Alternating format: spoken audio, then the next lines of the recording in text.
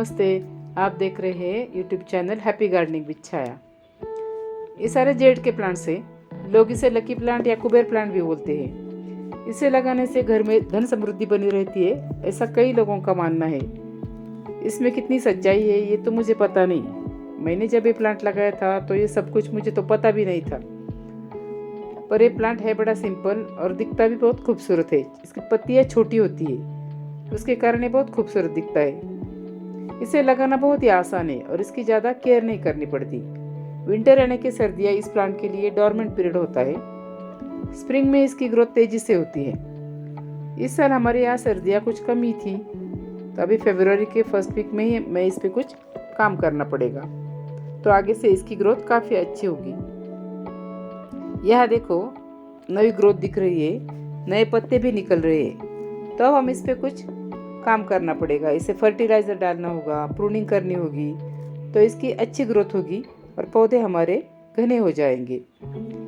इस वीडियो में मैं आपको कुछ केयर टिप्स भी बताऊंगी और इसके फ्री के फर्टिलाइज़र भी मैं बताऊंगी जो हम अभी इस्तेमाल कर सकते हैं।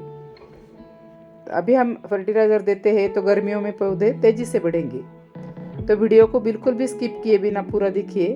और अगर अभी तक आपने मेरे चैनल को सब्सक्राइब नहीं किया है तो प्लीज़ सब्सक्राइब कर दीजिए और बेल आइकन पे भी क्लिक कीजिए।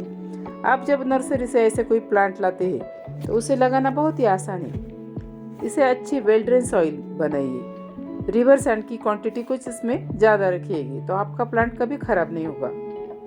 और ये प्लांट कटिंग से भी आसानी से प्रोपोगेट हो जाता है। एक बार अगर ये प्लांट आपके घर आ जाता है तो आप इसके कटिंग से ढेर सारे प्लांट्स बना सकते हैं।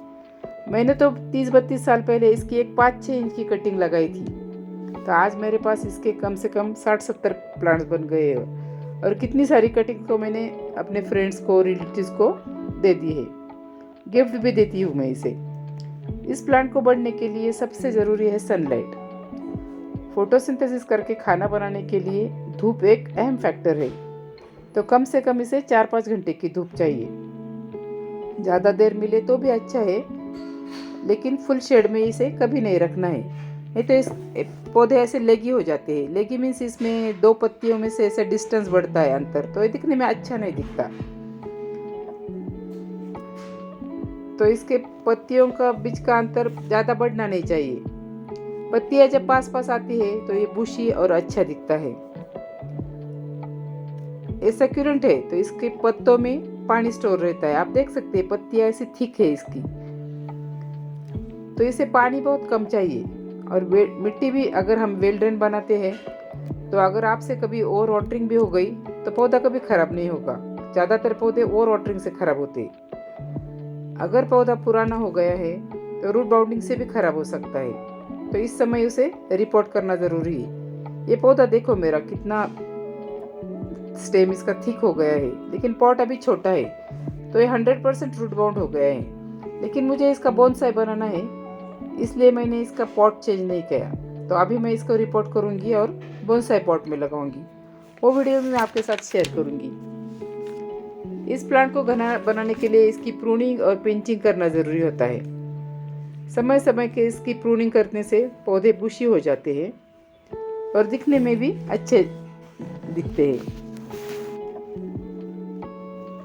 ऐसे ऊपर की दो पत्ते नाखून से काट हमें निकालने हैं, इसे पिंचिंग कहते हैं। तो इस टाइम टू टाइम इसकी पिंचिंग प्रूनिंग करनी पड़ती है। ऐसा करने से ज़्यादा ब्रांचेस निकलती है और पौधा हमारा घना बन जाता है। ये मैंने बोनसाई बनाया है, तो इसकी भी मुझे टाइम टू टाइम इस पे काम करना पड़ता है। आप देख सकते हैं इसका स्टेम भी कितना थिक हो गया है, जैसे कोई एक बड़ा पेड़ हो ऐसा बन गया है ये पौधा। और इसको मैंने बॉल का शेप दिया है। इसका स्टेम सॉफ्ट होता है और पत्तियां इसकी छोटी होती है, इसके कारण इसे शेप देना बहुत ही आसान हो जाता है। तो मैंने तो इसकी बहुत सारी टोपियरीज तैयार की है। टोपियरीज मीन्स ऐसे पौधे को कोई भी शेप देना। उसका वीडियो आप मेरे चैनल पे जाके देख सकते हैं। अब बात करते हैं इसके फर्टिलाइज़र की।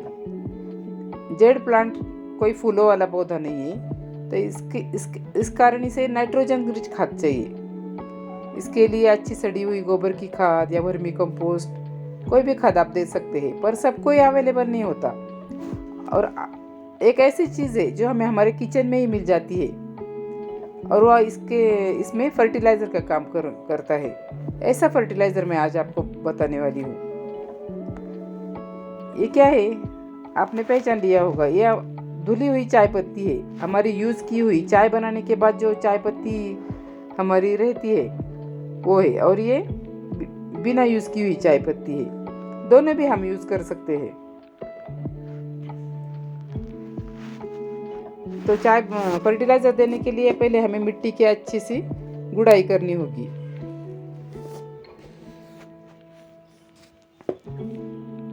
गुड़ाई करके मिट्टी को हमें लूज करना है, और उसके बाद हम, अगर ये बिना यूज़ की हुई चाय पत्ती है तो इसको हमें बहुत कम क्वांटिटी में देना है, पॉट के हिसाब से।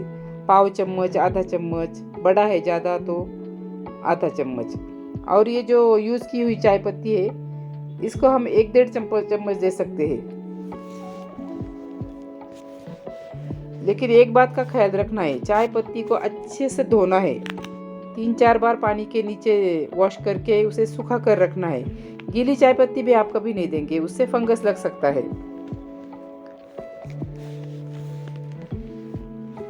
और गर्म पानी में चाय पत्ती डालकर उसका पानी भी हम दे सकते हैं। इसको मैंने गर्म पानी में चाय पत्ती डालकर फिर फिल्टर करके हमें पानी दे रहे हैं। इसको भी हम पॉट्स के हिसाब से देंगे। छोटा पॉट है तो 25-30 ml काफ़ी होगा, और बड़ा पॉट है तो 40-50 ml। और इसे बार बार नहीं यूज़ करना, इसे महीने में सिर्फ एक बार देना है। और फर्टिलाइज़र देने के बाद जब हम पानी देते हैं तो वो भी बहुत ज़्यादा नहीं देना है। पौधों को जितनी ज़रूरत है उतना ही पानी देना है, नहीं तो पानी के साथ क्या होता है, फर्टिलाइज़र में जो न्यूट्रिएंट्स होते हैं वो भी बह जाते हैं। आप अगर इस तरह से अपने जेड प्लांट की केयर करते हैं और फर्टिलाइज़र देते हैं तो आपका पौधा हरा भरा और घना हो जाएगा और बहुत ही हेल्दी होगा। तो आज का वीडियो बस इतना ही। आपको अगर मेरा वीडियो पसंद आता है तो प्लीज़ लाइक करें और शेयर भी करें। Thanks for watching. Happy gardening.